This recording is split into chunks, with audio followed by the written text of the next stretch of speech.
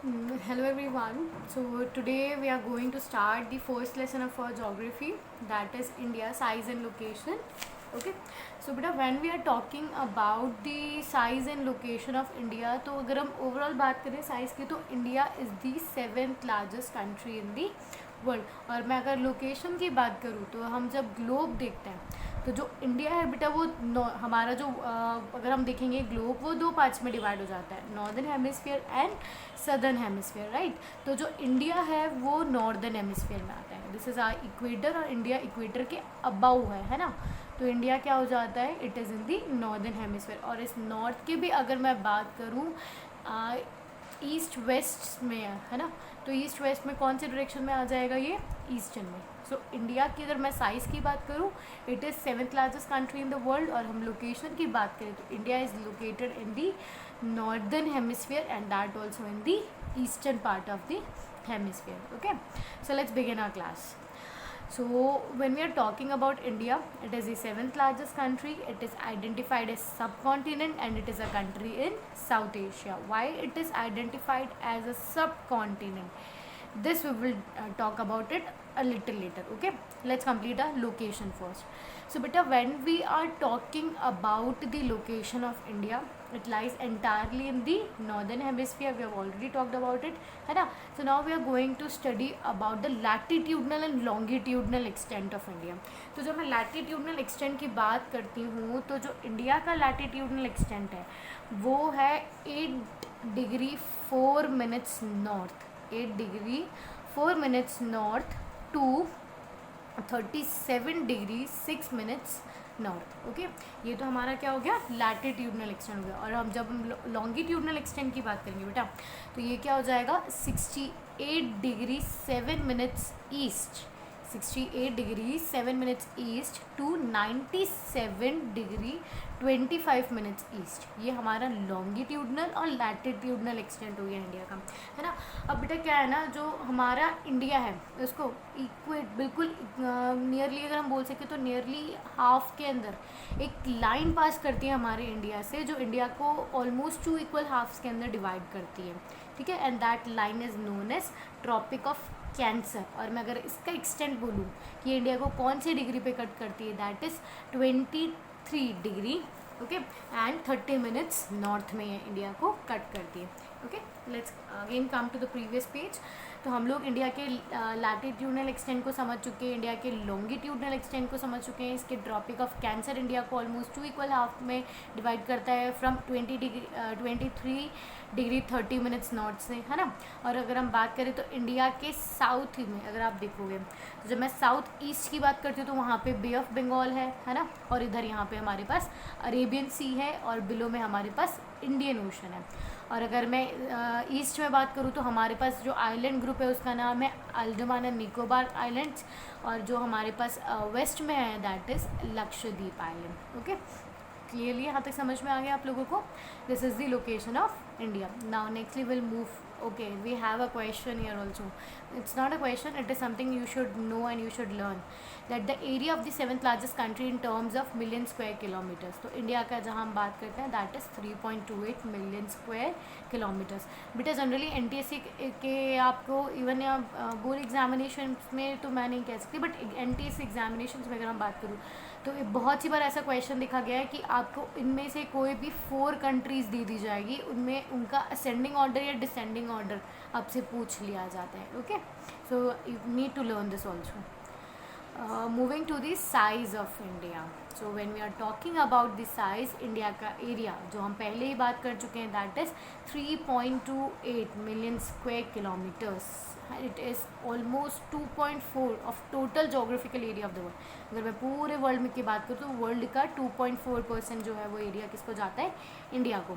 It has a land boundary. अब land boundary और water boundary भी आपको अच्छे से समझनी है ना। ये जो लैंड बाउंड्री है लगभग ठीक है, ये लैंड बाउंड्री और ये हमारी वाटर बाउंड्री है, बे ऑफ बंगाल वाली, Arabian Sea in the west and the below में हमारे पास साउथ में कौन है, इंडियन ओशन, है ना। तो जो अगर मैं लैंड बाउंड्री की बात करूँ बेटा तो इट इज़ नियरली 15,200 किलोमीटर्स। और कोस्टल लाइन की अगर हम बात करें तो वो कितनी है, 7,500 16.6 किलोमीटर, ठीक है। ये इसमें अंडमान और निकोबार और लक्षद्वीप की बाउंड्री भी आ जाती है।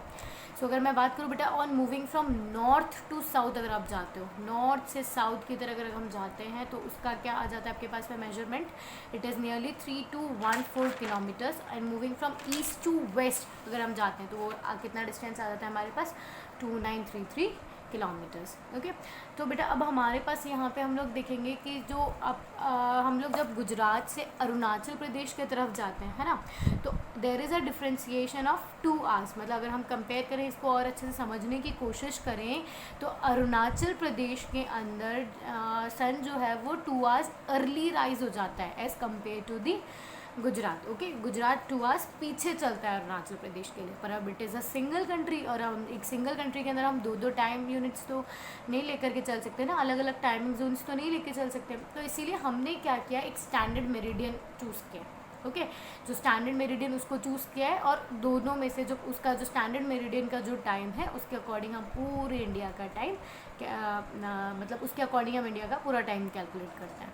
तो जो बेटा स्टैंडर्ड मेरिडियन कौन सी है, standard meridian of India, okay, that is 82 degree 30 minutes east, passes through Mirzapur, ठीक है। ये इंडिया के बिल्कुल मिडल में से पास होती है Mirzapur, that is in UP, and it is referred to as the standard time for the whole country. I have already told you this thing. अब क्वेश्चन आ जाता है, बहुत इंपॉर्टेंट क्वेश्चन आ जाता है कि जो ये पर्टिकुलर लैटिट्यूड है हमारी 82 डिग्री 30 ईस्ट पे, जो 30 मिनट्स ईस्ट पे जो हमारी लाइन है पर्टिकुलर, इसी लैटिट्यूड को क्यों हमने स्टैंडर्ड मेरिडियन मान लिया, ओके। बहुत सारी लाइन्स इंडिया से पास होती है, तो इस पर्टिकुलर को ऐसा क्या रीज़न था, कुछ तो रीज़न होगा ना, that it is chosen as a standard meridian.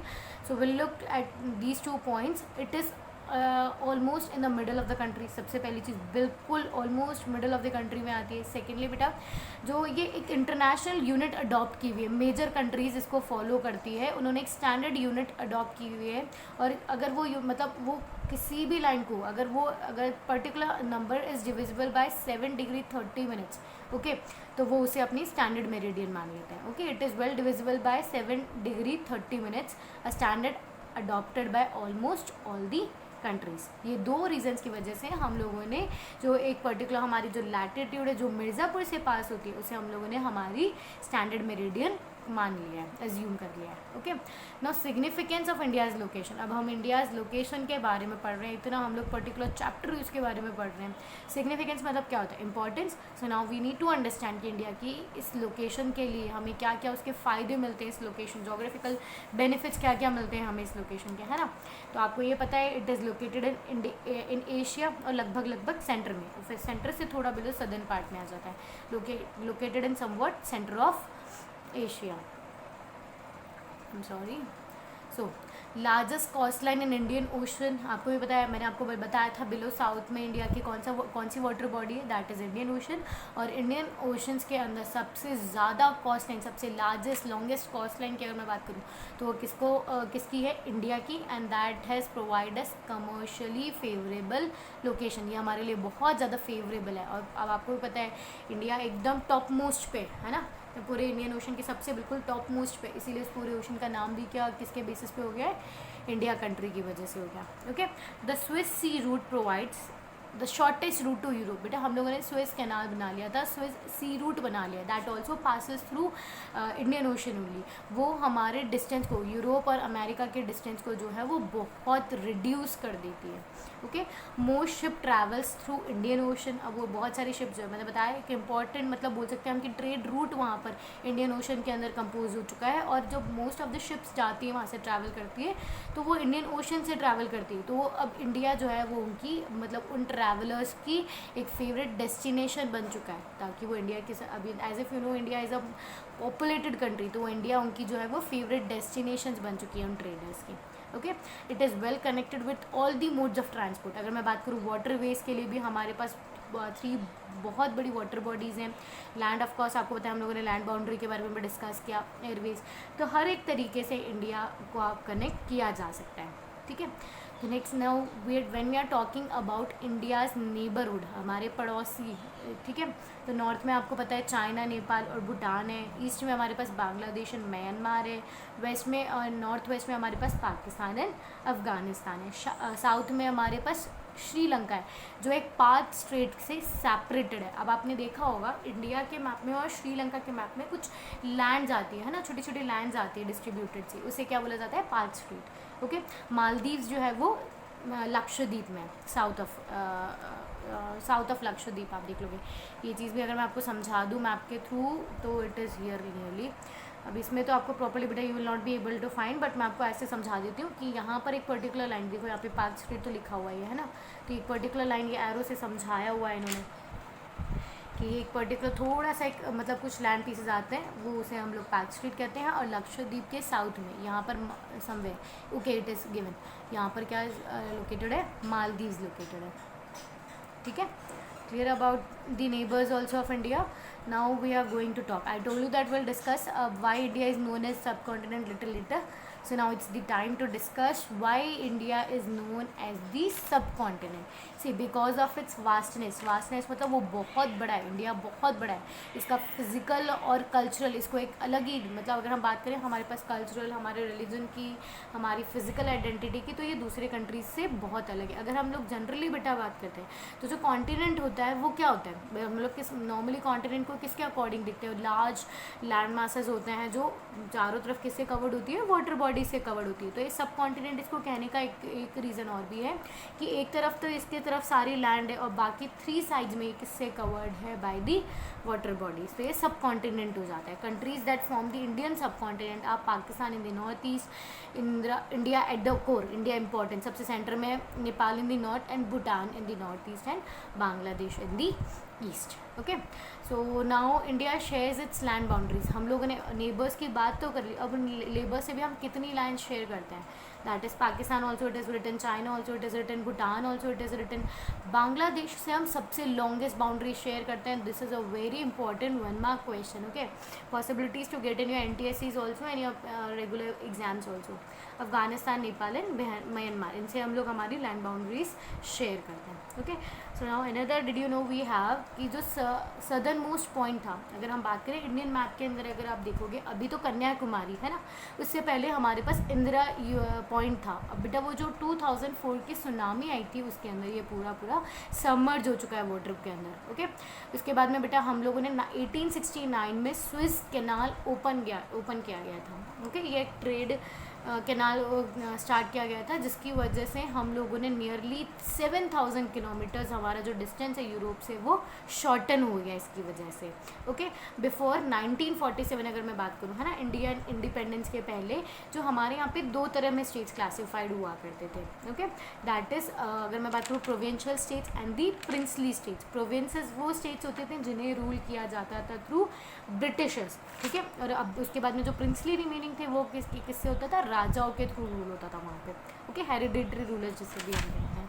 Fine, so now we are at the end of the lesson and now it's a revision time. सो अगर हम बेटा वापस से क्विकली अगर हम इस लेसन की बात करते हैं, we were talking about India size and location. ये ट्रस्ट में it is the most easiest lesson from your whole 9th standard. Okay, जो सबसे पहली चीज़ हम लोगों ने बात करी वो थी that was about the location. India is the 7th most largest country in the world. इसकी लोकेशन नॉर्दर्न हेमिस्फीयर है, नॉर्थ में भी इसकी लोकेशन ईस्टर्न पार्ट में है, एशिया कॉन्टिनेंट के अंदर आता है और एशिया में भी सदर्न पार्ट में आता है, लगभग सेंट्रल सदर्न पार्ट में ही आ जाता है। Okay, we have seen about this. Fine, उसके बाद में हम लोगों ने इसके लॉन्गिट्यूडनल और लैटिट्यूडनल एक्सटेंट्स की बात की थी। इंडिया को बिल्कुल हाफ से लगभग इक्वली हाफ्स के अंदर डिवाइड करने वाली कौन सी रे थी, कौन सी लैटिट्यूडनल लाइन थी, that is tropic of cancer. You need to very well remember the degrees of these lines. Okay, it is at most important. फिर उसके बाद में हम लोगों ने साइज़ की बात करी थी, that 3.28 square kilometre, that is 2.4% of total geographical area of the world is occupied by India. India is also known as the subcontinent. इसके हम लोगों ने इसके लोकेशन बेनिफिट्स के बारे में भी डिस्कस किया था, है ना। फिर इंडिया के नेबर्स भी हम लोगों ने देखे थे, ठीक है। और फिर हम लोगों ने एक इंपॉर्टेंट क्वेश्चन भी डिस्कस किया था कि इंडिया सबसे ज़्यादा लैंड बाउंड्री किसके साथ कवर करता है, किससे शेयर करता है, बांग्लादेश के साथ में। Okay, so this is all for the lecture. Thank you.